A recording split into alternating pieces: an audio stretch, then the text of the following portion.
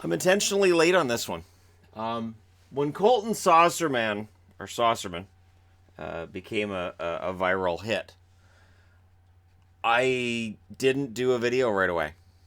I was like, well, it needs to be something different because I could just make some big joking kind of thing out of it. Talk about his appearance looking like Paul Bunyan, and how he claims not to be Paul Bunyan. I thought I could make up like a fake bio for him to make him sound epic. But then yesterday's trade went down between the Canucks and the Senators, and to me it even brings into sharper focus why I should do a video on a guy with the greatest name in the history of hockey. It honestly it is. It is. So I dug up some information on him, which I thought was both entertaining and whatnot.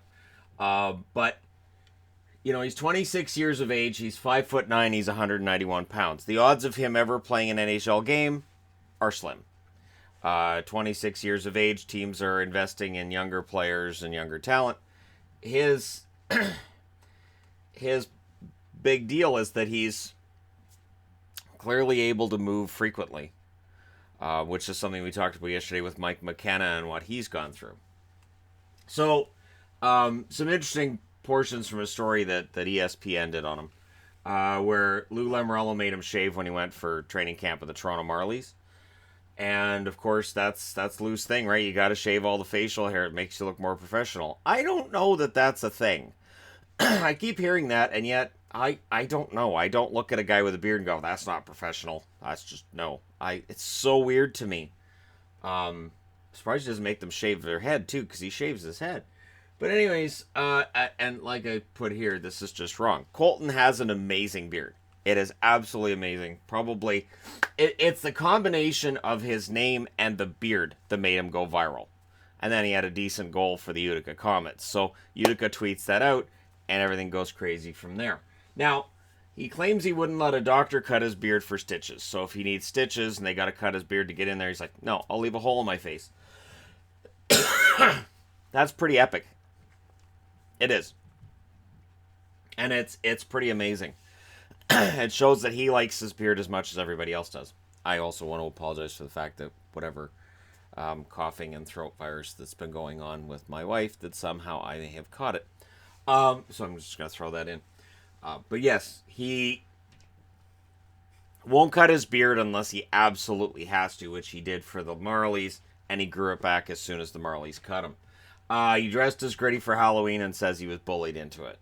That because of his beard, people are like, you got to be Gritty. And he's like, I don't. And then they made him do it. And of course, he claims not to be Yukon Cornelius, which when I saw that in the article, I thought, that's kind of funny. And it's weird because you look at his name and you look at the beard and then you don't pay any attention to the hockey player there. And that's the funny thing. We get caught in the name, we get caught in an appearance. A hockey player is almost incidental. It's not even a big deal. So I wanted to look a little bit at his career because to me this is pretty cool. Okay. 2009-2010 he plays for the Des Moines Buccaneers. 55 games, 2 goals, 4 assists, has 124 penalty minutes. At different points in time, at different levels, he's put up a pretty serious number of penalty minutes, but he's also shown that he can have that restraint as well. 2010-2011 plays for the Dubuque Fighting Saints. 8 games there, 1 assist, 29 penalty minutes. Moves on to the Corpus Christi Ice Race, 39 games, 8 goals, 26 assists, 34 points, 90 penalty minutes. And I believe Corpus Christi, being in the North American League, is one step below the U.S. Hockey League, but some of those leagues I don't really know. 2011-2012 he plays for the Lincoln Stars, plays 24 games, 3 goals, 11 assists, 14 points, and 14 penalty minutes. So again, his penalty minutes drop. His points not bad for a defenseman.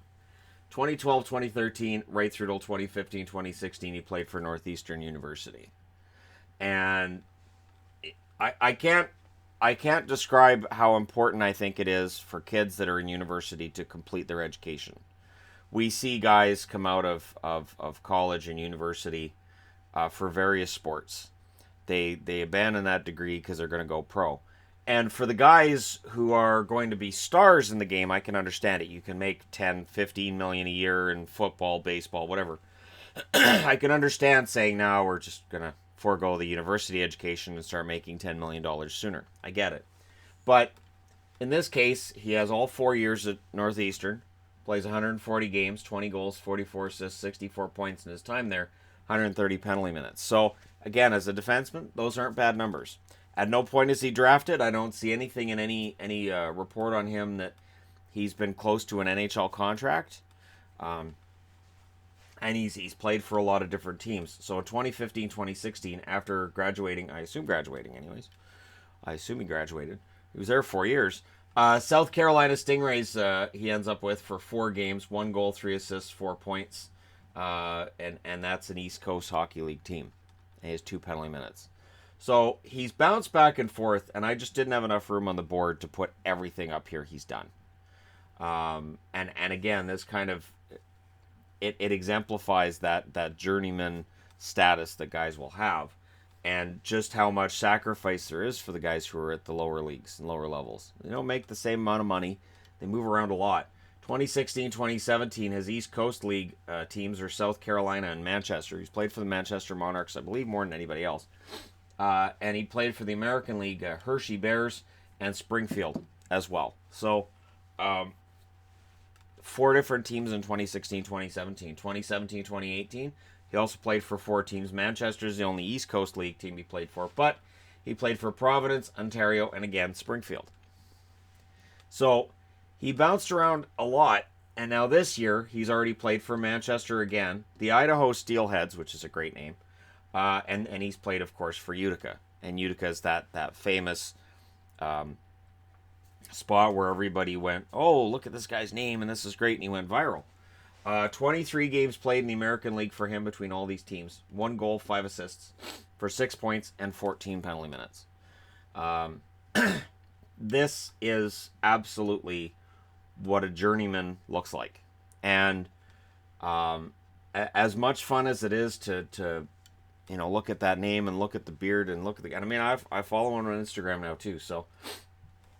I follow him on Twitter and on Instagram because, he has some epic posts in there. And he seems to have a good sense of humor about a lot of the attention paid to his name and his beard and all that. So, and apparently at one point, Coach came in and said to reporters that they'd have to start asking him hockey questions. And that's, again, part of the reason why I didn't do this video sooner. Because 2-3 years from now, the odds of him being remembered outside of that viral footage of him getting his first goal for Utica, yeah, we'll see. But again, he's played more games at the East Coast level than at the American Hockey League level, and this is one of those guys that when you think about hockey players you'd like to get autographs from and meet, these guys have all the stories. These guys have amazing stories. Because they're the ones that have been on the buses. They're the ones who've seen stars on their way up. They've seen stars on their way down, and they've seen things that other hockey players won't. Because I guarantee that what was missed in the interviews I read was asking him about his most interesting stories from the Des Moines Buccaneers or from the South Carolina Stingrays. That's where it would be different if I was sitting down and talking to him.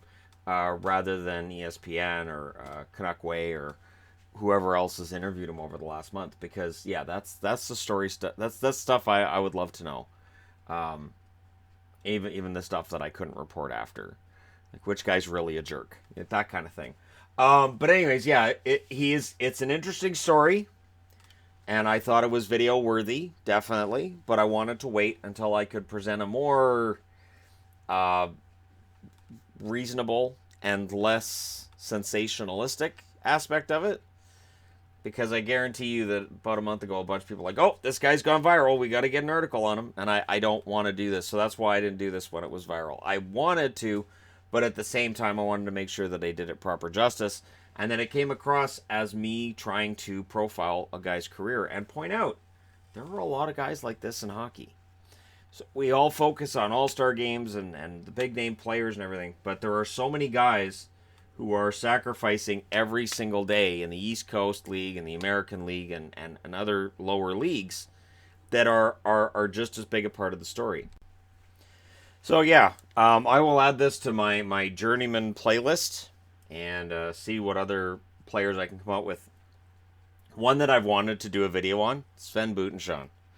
I'm not kidding you. There are guys who've been through a lot of teams that I look at their records like this. I can't get on the board. And I say, wow, that would be really interesting looking through their entire career. And, every step along the way. So, the funny thing is, a guy like this very often will become a pretty solid coach after he's done playing, if that's the route he wants to take.